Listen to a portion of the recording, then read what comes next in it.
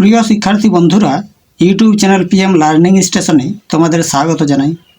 আজকের আলোচ্য বিষয় ষষ্ঠ শ্রেণী রায় ও মার্টিন প্রশ্নবিচিত্রা 2026 বইটির দ্বিতীয় পর্যায়ক্রমিক মূল্যায়নের 6 নম্বর school Bishnupur sir Ramesh institution HS এর সমস্ত প্রশ্নের উত্তরগুলি নিয়ে।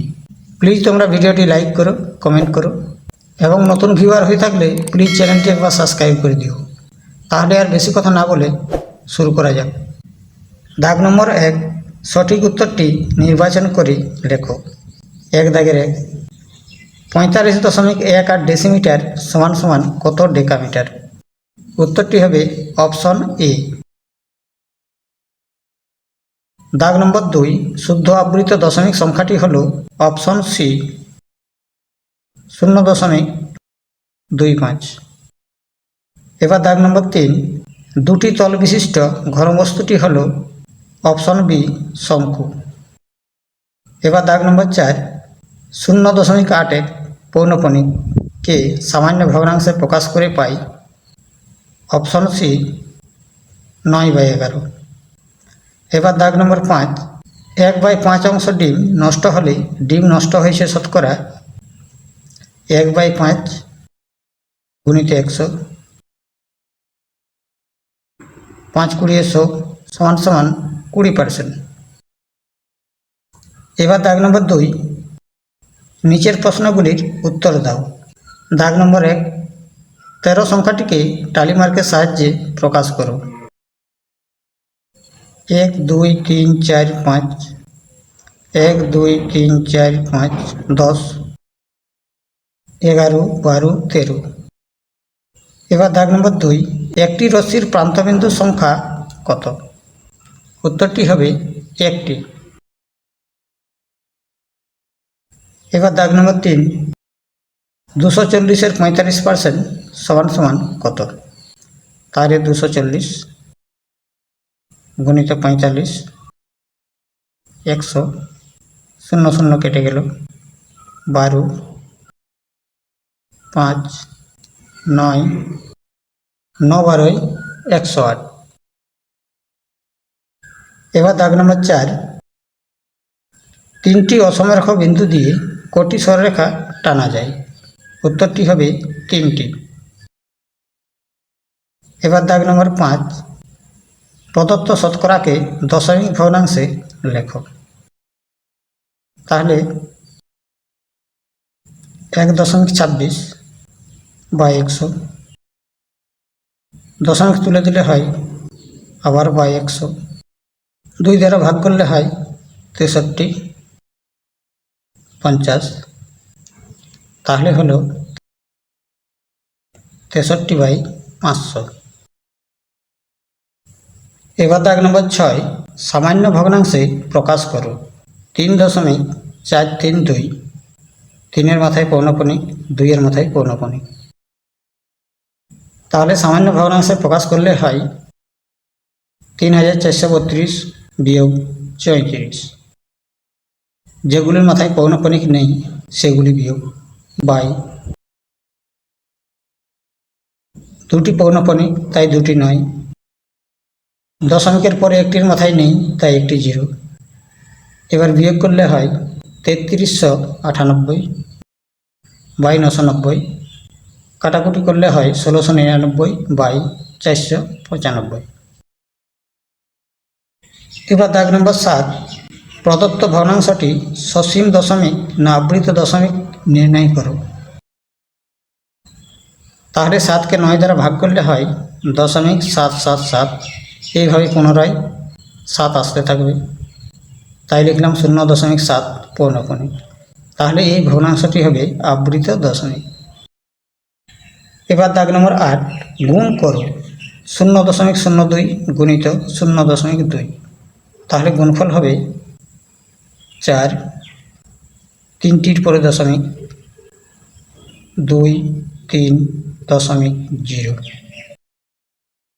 এবার দাগ নম্বর 9, AB ও BA সরলরেখাংশ দুটি কি সমান?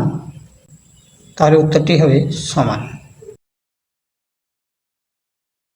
এবার দাগ নম্বর 10, এমএন একটি রশ্মি আঁকো যার মধ্যে এস একটি বিন্দু। রশ্মি এম এন এস।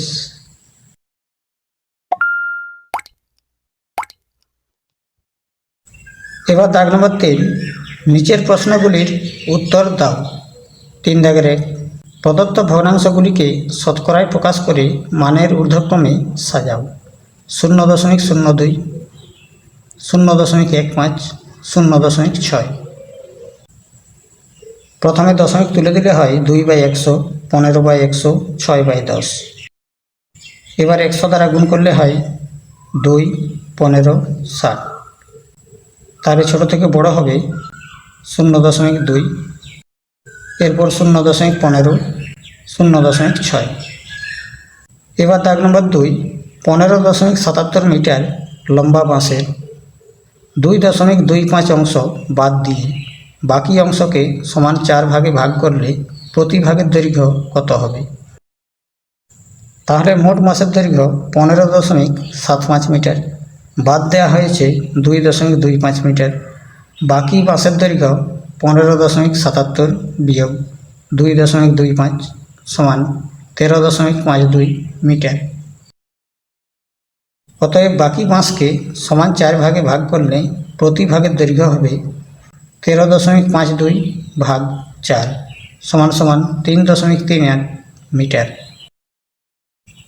এবার দাগ নম্বর 3, অনিলবাবু তার মাসিক আয়ের 22% বাড়ি ভাড়া দেন। যদি অনিলবাবু প্রতি মাসে 1870 টাকা বাড়ি ভাড়া দেন তবে অনিলবাবুর মাসিক আয় কত? এই অঙ্কটি 5 নম্বর স্কুলের 3 দাগের 3 দাগে করে দেওয়া হয়েছে, তোমরা দেখে নাও।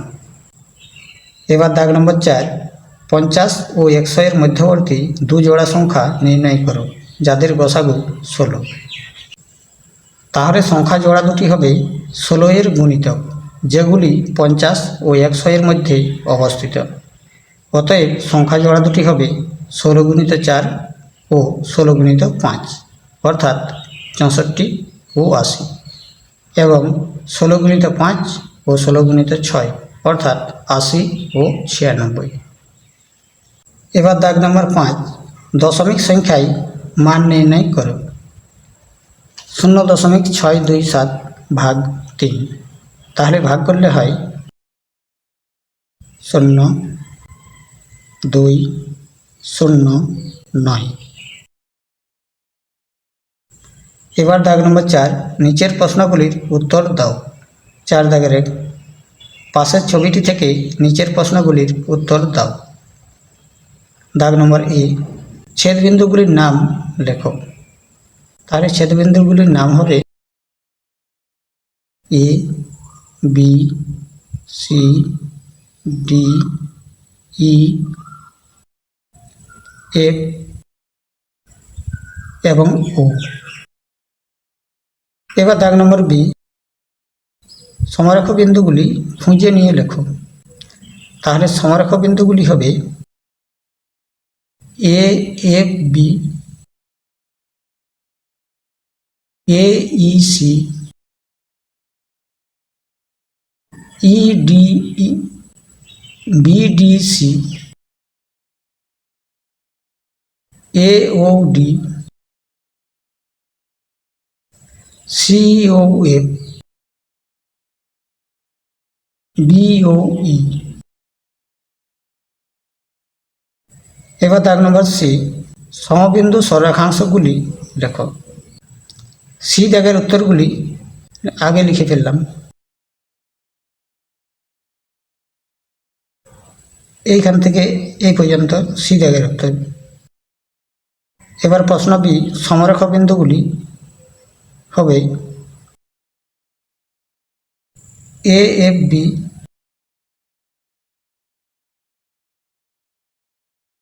এ E C, B D C, A D B, A O D. এবার দাগ নম্বর ডি, মোট কটি সরলরেখাংশ আছে? উত্তরটি হবে 18টি। 18টি। এবার দাগ নম্বর 2, এই বছর বইমেলায় মোট 5 দিনে মানুষের আসার সংখ্যার একটি তালিকা নিচে দেয়া হলো। দিন সংখ্যা, প্রথম দিন, দ্বিতীয় দিন, তৃতীয় দিন, চতুর্থ দিন, পঞ্চম দিন। 1 একক সমান 500 জন ধরে উপরের তথ্য থেকে একটি স্তম্ভচিত্র অঙ্কন করব।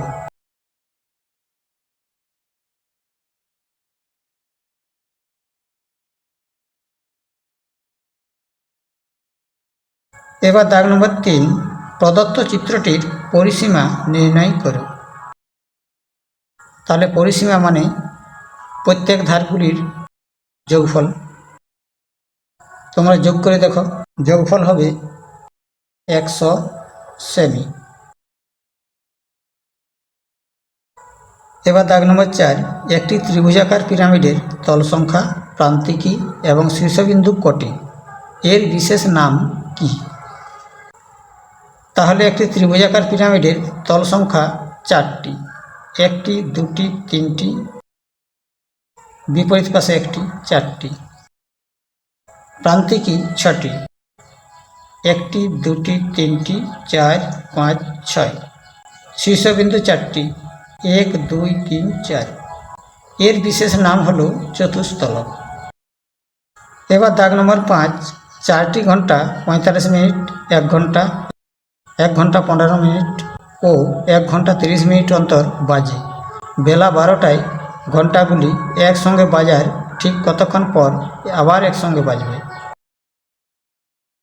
তাহলে প্রথমে 45 মিনিট, 1 ঘন্টা, 1 ঘন্টা 15 মিনিট ও 1 ঘন্টা 30 মিনিটকে মিনিটে প্রকাশ করলে হয় 45 মিনিট, 60 মিনিট, 75 মিনিট, 90 মিনিট। এবার এদের লসাগু করলে হয়, লসাগু করেছি, 15 গুণিত 3 গুণিত 2 গুণিত 2 গুণিত 5 সমান সমান 900। এবার 900 মিনিটকে 60 দ্বারা ভাগ করলে ঘন্টায় প্রকাশ করা হয়, ভাগফল হলো 15, তাই লসাগু হলো 15 ঘন্টা। অতএব ঘন্টাগুলি আবার একসঙ্গে বাজবে 15 ঘন্টা পরে। তাহলে এই ছিল আজকের আলোচনা।